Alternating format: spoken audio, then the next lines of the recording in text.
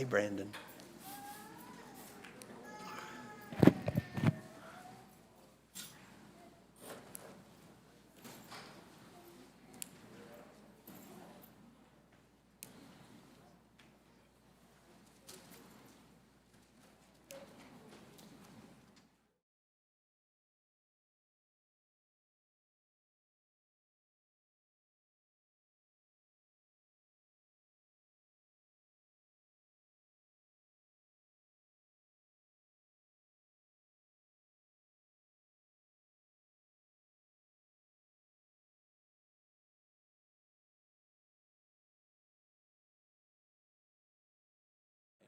It's about time for us to get started, and I invite you to open up your Bibles to Matthew chapter 21, and we'll be looking there in just a moment, Matthew 21. Before we get started, just a couple of announcements to make.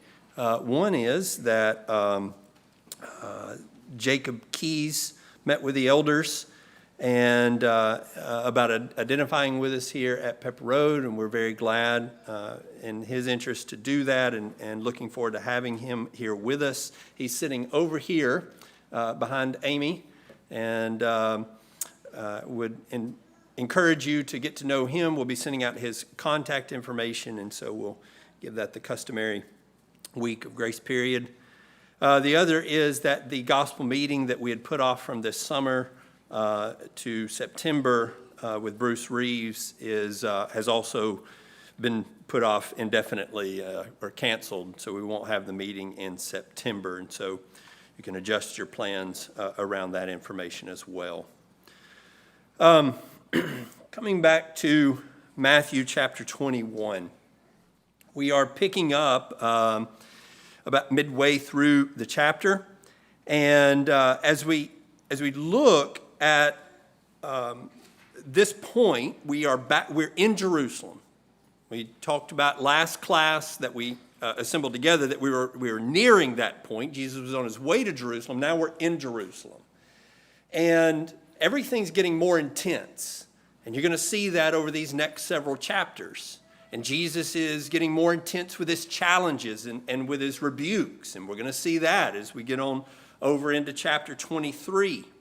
But here in chapter 21, he really begins with a bang, because he walks in and just almost immediately, it seems, he goes to the temple, and where he has sort of influenced and let people know he's here. This is like kicking in the door now. He goes and he cleanses the temple, and he calls out the hypocrites who are there despoiling God's temple with their wickedness. And then there's this cursing of the fig tree that I think represents the destruction that is coming towards Jerusalem. Those who do not bear fruit, that the withering is coming, and it will be cut down and thrown into the fire, as reference has been made earlier in his ministry. Well, beginning in verse 23, it says, when he entered the temple, the chief priests and the elders of the people came to him while he was teaching and said, by what authority are you doing these things, and who gave you this authority? So a very direct challenge. Who are you? Who gives you the right to do all of this? Kevin, how does he respond to that challenge?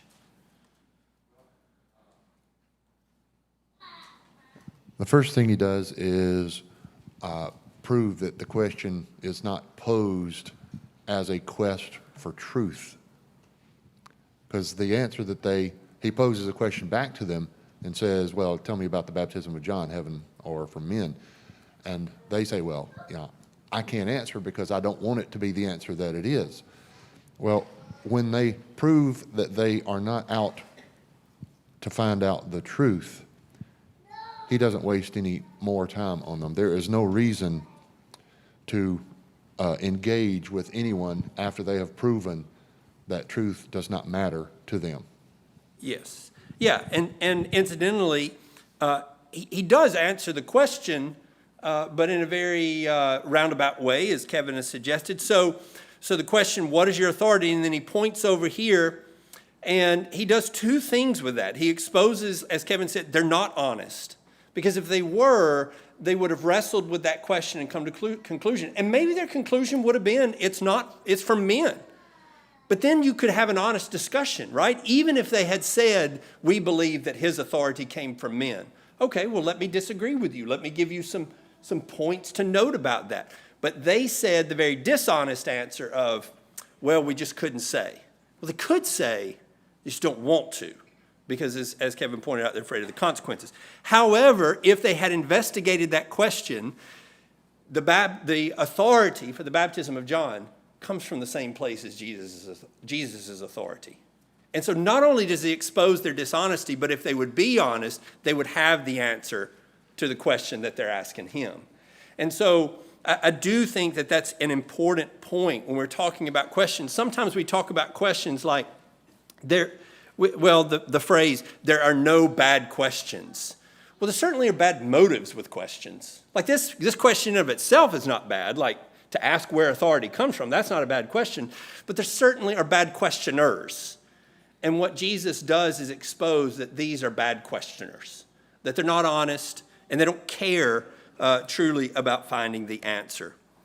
Well, he goes on from there after he says, neither, if you want to answer this, neither will I tell you about what authority I do these things. Then on the heels of that, he tells this parable. What do you think? A man had 2 sons, and he came to the first and said, son, go to work today in the vineyard. So what is the result, or what is the continuation of that parable, Alan? And does the audience understand this parable? Well, I was looking at that as I was going through, and he started off that first verse after that saying, but, given the idea, here, I'm going to give you an answer anyway. Right. And he's asked the one son to go in the field, and he says he won't, but relents and winds up going. The second one, he asked him to go in, and said he will, but he doesn't. So he poses that question to those that are the Pharisees and all that are standing there. Which one's justified? And of course, they recognize the first one. They may not recognize the full intent of his message at that point, but they did recognize that the first one was the one justified. Then he goes on to indicate the comparison of the first son is the prostitute and the tax collectors, the ones you've sold off, who are rejecting God at the time before John comes, but they respond to John's call. Whereas these are the ones who have accepted the role as chief priests, Pharisees, the watchers of God's word, and they reject him. Yeah. So he's making a blatant point. Says, right. I'm going to tell you what's what here. Yeah. And so their response is not, well, maybe the evidence that they don't understand the parable is in that they do answer the question, right? Because if they know that they're the disobedient brother, then do you think they would say, well, here's the one who's the disobedient? Yes, that's you. So maybe that's the evidence that they don't get it, but at least they do answer the question. I would also just add this, that when he points to the tax collectors and the prostitutes, and that they will get into the kingdom of heaven before you, there is that connection between those tax collectors and prostitutes. In verse 32, they did believe him. All right, so they are making the conversion. They're making the shift, whereas these people are not. They're rejecting the truth, rejecting reality, and the prostitutes and the tax collectors are not. They're accepting that reality. Now, here's what I would say about that. We've already looked at places where it points out that Jesus is a friend of tax collectors and sinners. Jesus eats with tax collectors and sinners. But here he's defining what the terms of those relationships are. They accept him. That's why, right? And incidentally, he sat down to try even with the Pharisees, but they reject him. And so I think that it's important to note that acceptance or rejection of Jesus is the basis on which you will have or not have a relationship. Jesus doesn't just say, I'll have a relationship with everybody no matter what they think and no matter what their attitude towards me is. That's just not true. What he's saying here is, that's it. I've tried and you reject. There can be no relationship. but these people accept, which means that they will not continue in their sins. And it says here, you seeing this did not even feel remorse afterwards so as to believe in him. Well, then he goes on to tell another parable. Jason, why don't you tell us a little bit about that parable, kind of summarize it for us, and then how does it compare to that parable we were just looking at? Well, he moves on here, and as Alan mentioned before, he starts off with listen to another parable. So it's kind of obvious they didn't get it the first time, so I'm going to tell you again. But with this parable, he starts off with a parable of it's called the landowner, and he tells this parable of a landowner who has plants a vineyard, and he puts a wall around it, digs a wine press, puts a tower in it, and he rents it out to some vine growers, and he goes on away on a journey. Other accounts say a long time or a long journey. And then when the harvest time comes, he sends some laborers or some slaves to go in to the vine growers and to receive the produce there. And when these workers come back in, the vine growers see them. It says they beat one, they kill another, they stone one. He sends another group, and they do the same things to them. And then the landowner decides, he said, well, I'm going to send my son. Another say that, the account of Mark and Luke will say that he says, my beloved son, I will send to them. Well, they see the son coming, they look at him, and they say, well, here's the heir. We're going to take him out, and we're going to kill him and seize the inheritance here. And so they do that. And he points, and that kind of, not to get into the next question, but he kind of points that to them and says, all right, what are you going to do? What would you do to these vine growers who do this? And they give an answer, in verse 41, he will bring those wretches to a wretched end, and he will rent out the vineyard to other vine growers, or will pay him the proceeds at the proper seasons. And so they'll give their own demise, so to speak. But to comparing this parable to the first one, he's a lot more pointed. He's more direct, a lot more strength to the point. And yet they still don't quite get it, even though he's more pointed with the characters of the parable. And when you go and take those characters and pull out which characters are who, and he's like, this is you, but they still just quite can't get it. Yes. And in the parable of the two sons, what he speaks to is the problem. You're the son who won't be obedient, right? So there's the problem. In this one, he goes a little bit farther and really describing their behavior in more criminal terms, but then also going to the consequences. Here's what's going to happen as a result of that.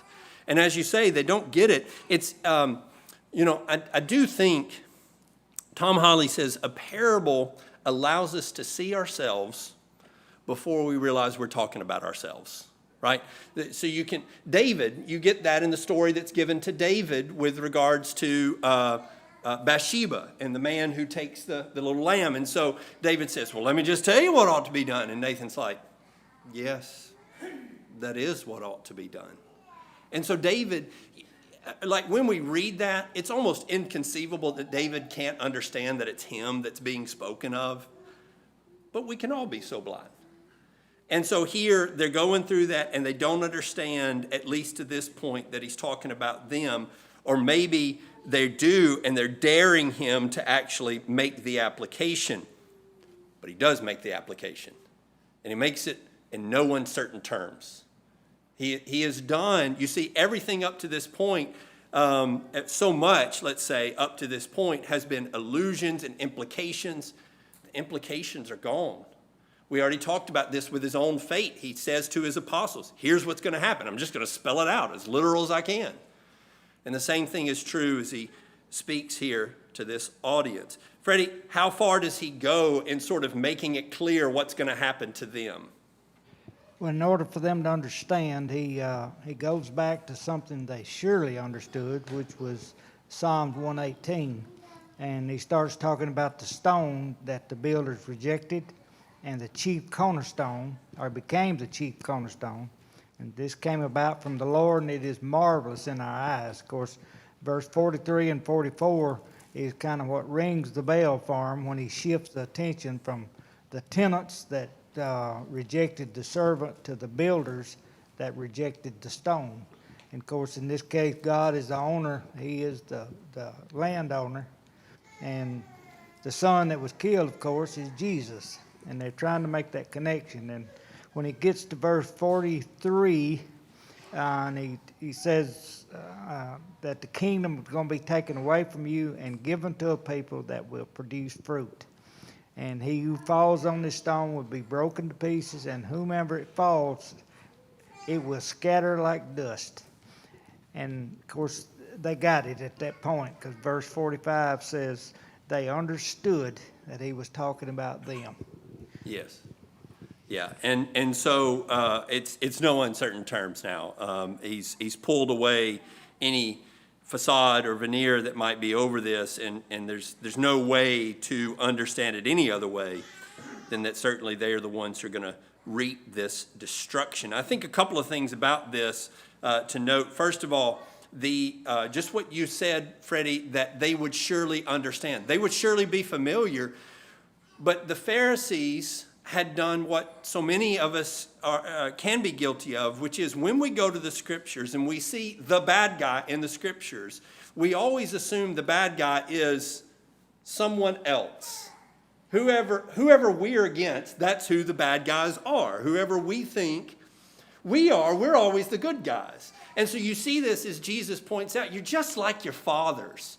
They would think their fathers would be David, would be the prophets. And he goes, no. You're the people who killed the prophets. That's who you are. And Stephen would use this in his sermon in Acts chapter 7. But that idea of not being able to see the characteristics in ourselves that are there in the bad guys in the story. Again, going back to David, he couldn't see himself as possibly being the bad guy. These guys can't see that. When you be careful. I'm not saying that we all are the bad guy, but there may be times, there certainly will be times where we need to make that connection and say, that's me. That's talking about me. And those attitudes here that need to be rooted out. Well, what is the response? You would hope the response would be openness, willingness to change, but that's not the case, is it, Jim? So it's quite incredulous to think about. They decided, hey, he's talking about us. We're going to do the very same thing he's talking about. And then they almost like realize, but if we do, we're going to be like what he's saying. And it's quite incredible to think about. Yeah. To note, he's saying that we are the kind of people who would kill the heir that the Father sends. Let's kill him. I mean, irony. Let's do exactly what he suggests that we are. Let's prove his point. Of course, that's not what they're thinking. That's not what their mentality is. But they're so disconnected. They're so disconnected from reality that they could fall right in line, literally with the parable he just told, and not see the connection. It is astonishing. That's how blind any of us can get. It is, the ability for human self-deception knows no bounds. And the Pharisees certainly should awaken us to that reality and cause us to be humble enough to constantly self-examine, to make sure we are not so foolish that we are not falling into the same story. Now, they are not willing to do that, not because it would cause them to be like his story, but rather because of fearing the people, because they considered him to be a prophet. Now, we've already made mention of this. When Jesus walked into Jerusalem, there were shouts of Hosanna, there were the laying of palm branches, there's praise and adoration. And it is astonishing that they are going to be able to move from that and this kind of fear to the crowds shouting, "Crucify," within 1 week. But it shouldn't shock us that much. People, and especially crowds of people, are a very fickle lot. And all too often charismatic leaders can sway people from one end to the other because people want to glom on to a movement. And we've got to be careful that we're constantly examining that and thinking through the kind of things that may be fed from one end or the other. Well, that brings us to chapter 22, and as we come into chapter 22, I hope that you're sensing a pattern, that Jesus' challenges are increasing. And we're going to see as we open up, or as we get into chapter 22, and especially this first parable here in chapter 22, I think that we are building up in so many ways to chapter 24. We've already talked about some of the things that he said, the withering of the fig tree. Now these past two parables here in chapter 21 where he speaks to their disobedience, and then he speaks to the destruction that's coming as a result of their disobedience. Chapter 23 we're going to look at in our next lesson. He just walks down through sort of listing out in great detail what all is wrong with Jerusalem, with the leaders in Jerusalem. And then chapter 24, he's going to describe the consequences in terms of actually this is what it's going to look like. Here's what's coming. And so I think we're building up to that. All of that in the context of comparing the rejection of Israel, unfaithful Israel, and the reception of those that Israel would be very shocked in them being received. We'll see that in this very parable. Well, as we open up this parable, what we have a marriage feast. And it says, Jesus spoke to them again in parables, saying, the kingdom of heaven may be compared to a king who gave a wedding feast for his son. Well, Josh, who is the king in this parable? Maybe also who's the son? And what is he offering here to his guests? The king is God the Father, and the Son is Jesus. In the parable, the king is offering his home, opening his home to his guests, and offering them the best that he has. And likewise, God is offering us a place in heaven, and he's offering the best that he has, and he's inviting everyone. He offers it first to the guests, the invited guests who are the Jews, and then to the servants on the road, which are the Gentiles. Absolutely. Very, very well. And so it's the door is open, come and eat. I've killed the goods that I have, the animals, and prepared them. Everything is ready. The fattened livestock, he said, it's all butchered and ready. Come to the wedding feast. And it is for his son. And so we might make some connections there between Matthew 22, this parable, and the latter portion of Revelation and the sort of wedding scene that we have there with the son coming to be joined to his bride, the church. Well, he sends out that initial wave of invitations. And Nathan, what is the response of those who are invited, and who do they represent? And also, who are the slaves that he's sending out to give those invitations? So the first wave of invitation is met with apathy. And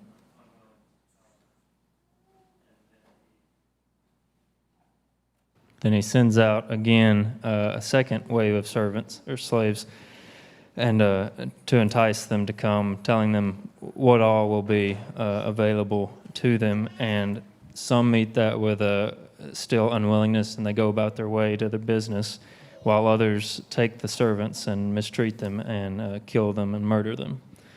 And the slaves are representing the messengers of God, his prophets that have been dealt with in the same manner throughout history. Yes, and that idea of, in this particular case, well, first of all, particularly the apathy, that's not, all right, so remember back in that last parable that they mistreated and they abused and even killed those who were sent. Now it's just, they got better things to do. And so the judgment is not only going to be because God's messengers are met with violence, but here we go a step further, that those messages, that God's judgment is going to be because those messengers were just met with, I don't care. And that will be enough to certainly enrage the king. But it does go on to say that in addition to apathy there, as mentioned, verse 6, the rest seized his slaves and mistreated them and killed them. Well, what is that response of the king? Andrew, what does he do in response to all of that? Well, as you just said, he was enraged. He's very furious at their apathy, at their disregard for the lives of his slaves that he has sent out with this open invitation.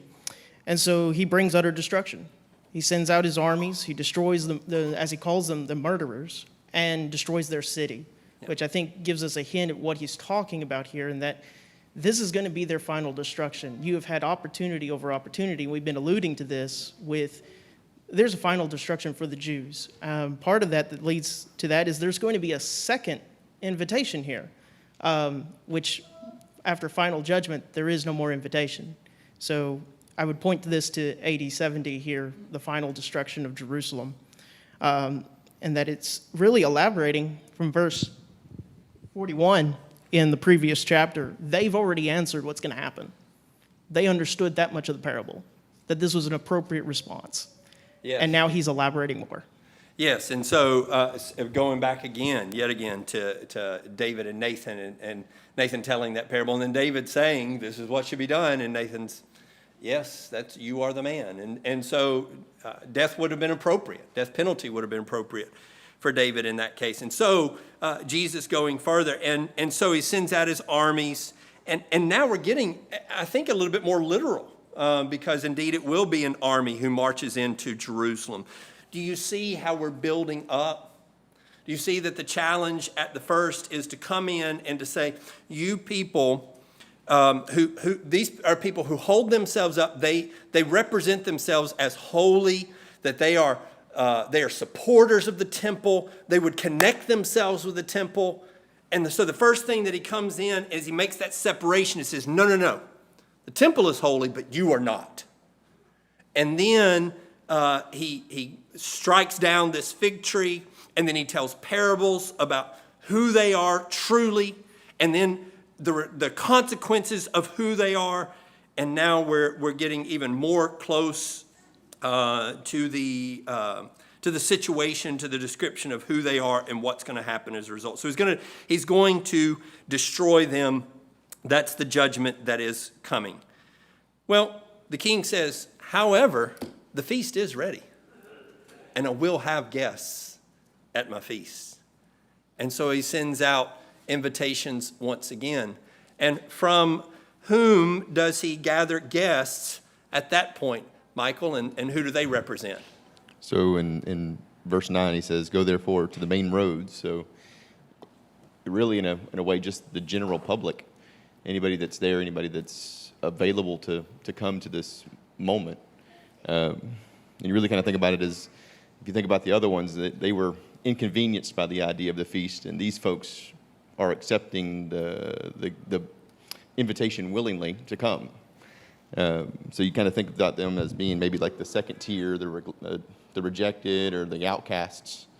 And to your second question, who do they represent? Really, it's the Gentiles. It's us. It's everybody who wasn't originally the invited guests. So it's the non-Jews, really.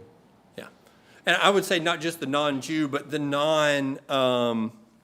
the Jews who are not in the positions of assumed acceptance, right? So the assumption is the scribes and Pharisees, obviously they'll be a part. He says, no, I tried. You didn't want it. So I went to those people that you thought should never be allowed in the door, and I asked them, and they came. And they were willing to sit down at the feast. Now, again, think about this. All right, Matthew is writing this not in real time, okay? He's writing this as a historical historical record of what has already happened.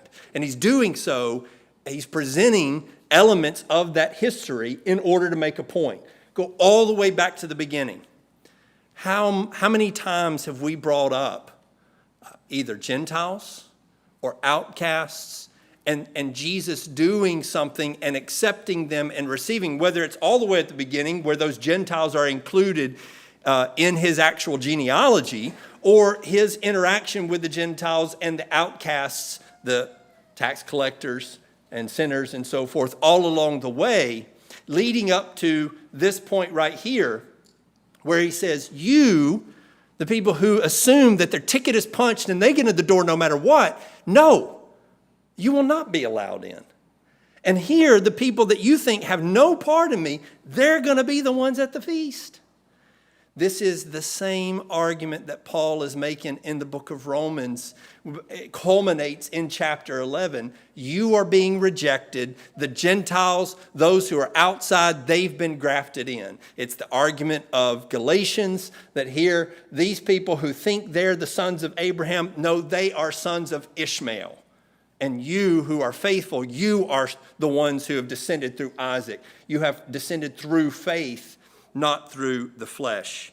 So I think Matthew's argument in so many ways sort of overlaps and lines up with the argument that Paul is constantly making in his epistles, which is if you think in any way that entrance is a given for you into the kingdom, you are wrong.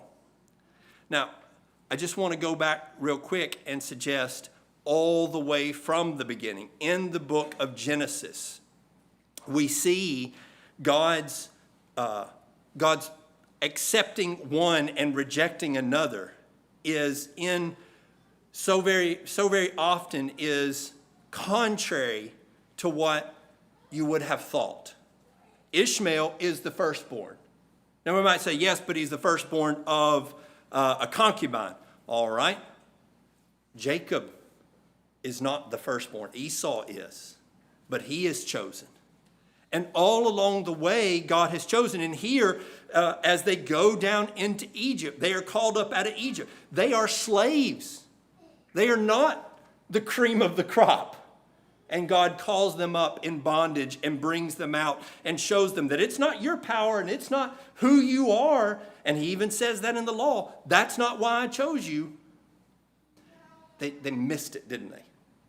All along the way, they missed that message. David, their favorite king, he's the one that Samuel goes all the way to the end of the brothers and says, is there anybody else? Well, we got one more, but surely it's not him. No, it's him. That's who I'll pick.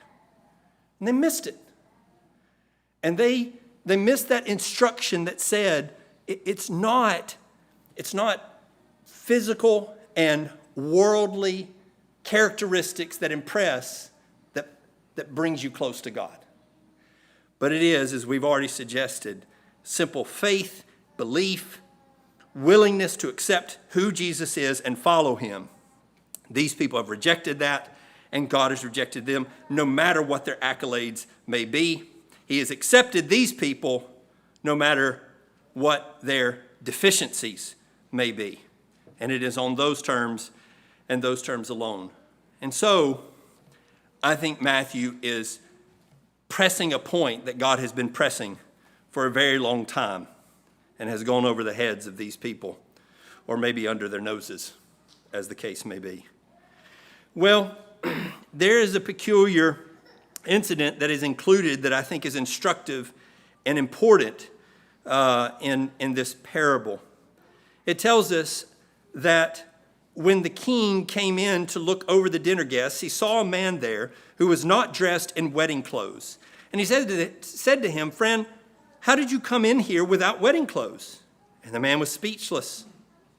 Then the king said to the servants, bind him hand and foot and throw him into the outer darkness. In that place there will be weeping and gnashing of teeth. Todd, what does that have to do with the rest of this parable? It just seems like an odd inclusion, maybe, for some. Well, just like the people who had not taken the invitation to come, probably in lack of respect and lack of accepting of the message, the invitation.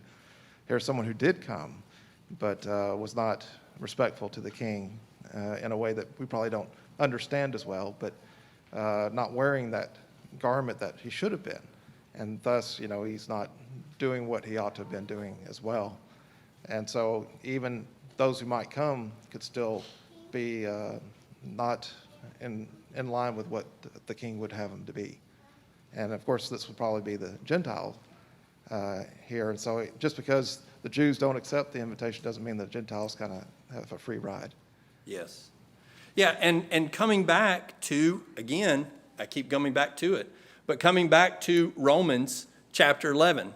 Remember, we march all the way through the book of Romans, and kind of we hit a high point in chapter 9 where he says, destruction is coming. It's just. God is justified in destroying the Jews. You have no grounds of complaint, chapter 10. And then towards the end of chapter 10, he says, here's these Gentiles who did not know. They didn't have all the advantages you have, and yet they've received. And then chapter 11, he says, you've been cut off, but they've been grafted in, and you can be grafted in too. And then in chapter 11, he turns to the Gentiles. Right? He's been making all this case against the Jews, but he turns to the Gentiles in the latter part of chapter 11. He says, but now don't you get cocky. Don't you become arrogant and run into the same problem as these Jews. You also are in by grace. And you also should not poke out your chest and say, we're in and they're out. He says, no. That's a humbling thought. So when the argument is, to the Jews, if you want in, you're going to get in by the same way that these Gentiles get in. Then he turns around to the Gentiles and he says, if you act the same way they do, you'll be cut off the same way they have been. So it goes both ways. And I think that's the idea here, is that while so much of Matthew's argument is to the religiously arrogant, the ones who assume that their ticket is punched, and he is disabusing them of that notion, and he's pointing to these humble, these ones who have accepted, then he takes at least a moment to say, now hold on a minute. Let's not just assume that because they came from here, that they'll be accepted no matter what. You keep wearing your prostitution, you keep wearing the sins that make you a sinner, and you keep that as your clothing, then you also will be cast out, and you will not be welcomed at the feast. So I think there's plenty of clarification in Jesus' message all along the way to let us know that Jesus' quote, acceptance of sinners is not acceptance of sin.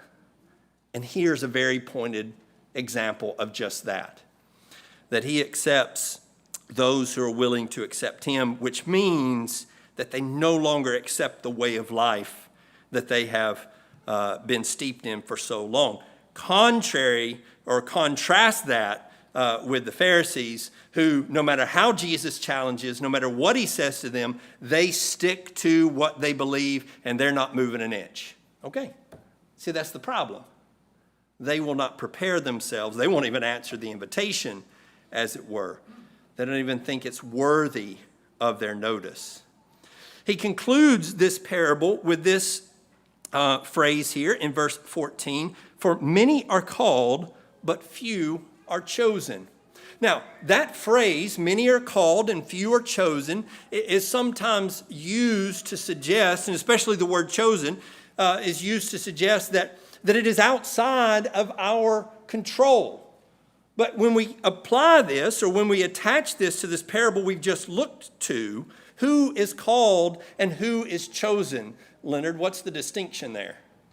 Well, this is not the first time Christ has used this phrase. He used it two chapters earlier, talking about when those that were last will be first and vice versa. And then he says that many are called but few are chosen. He also, I think, as they look at the very first verse or two of this chapter, when he says, verse 3, and he sent out his servants to call those who were invited, or some translation would say those that are called. And just as you just discussed, it's those that are invited. And if you look at other passages, such as 1 Timothy 2:6, it says Christ was a ransom for all. Multiple places we see that it's for all. Now, the problem is the Jews are having a struggle throughout the New Testament with it being for the Gentiles. And some of them are okay with the Gentiles if they do what the Jews tell them to, rather than, as you just said, what Christ said and what Christ says under his authority to do. And those that are chosen are those that, as you've explained many times already, those that are falling under the authority of Christ, doing the things that Christ has had them to do. And they've been elected from the foundation of the world, before the foundations of the world, to be God's elect, if we follow his will, not the will of men, not the will of the Pharisees and scribes, as you've been talking about. Right. Right. And so there's a categorical difference between called and chosen here, right? Many are called, few are chosen, so there's that difference. And I would add to that, you've got the called, you've got an order. In other words, I'm going to call these first. Jesus makes it clear, I'm going to start with Israel, and then I'm moving outward. We see that in the book of Acts, that we start in Jerusalem and we work our way out from Jerusalem. And so I think that's indicative of this wedding feast here. I'm going to start here. But eventually, the call goes out to whoever, right? So that's the call. Everybody. The chosen is a matter of what people do with that, isn't it? It's whether they accept it or reject it. And even you get somebody into the feast, but they don't prepare themselves, they don't come on the right terms, and they are rejected. So on the one hand, you think, well, that guy, the guy that walked in without the wedding clothes, he's chosen. Well, he didn't stay that way, did he? He says, no, I reject you. So what is chosen?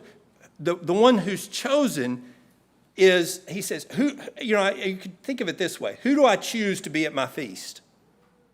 The one who accepts my call and comes on the terms that I have given. Accepts the invitation in the terms I've given. And so it is, as Leonard said, it's the terms have been laid out from before the foundations of the world. It's not that God, before you were born, decided you're going to say yes and you're going to say no, but that's not what's described here. That's not the description of this parable. And so I think here's one place where those words, which are commonly confused, are attached to a parable that help us see the meaning of those words.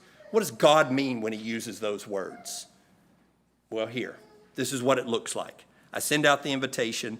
The called are as far and wide as the servants go and spread the word. The chosen are those who receive that call. Well, we're going to stop about there. It's a good stopping place. We're going to get into, in our class this weekend, we'll finish up chapter 22, looking at this discussion about taxes to Caesar. I think there's some very interesting things to note there. And then some more questions, some more challenging questions. And then finally, we'll come into chapter 23, where Jesus just sort of just unloads in a lot of ways on the Pharisees and what all the problems with the Pharisees are. And so I hope that you'll tune in for that, and then we'll pick up from there, of course, next Wednesday. Appreciate everybody's good attention and all the participation of those answering questions tonight. We'll close with a word of prayer, and then we'll be dismissed.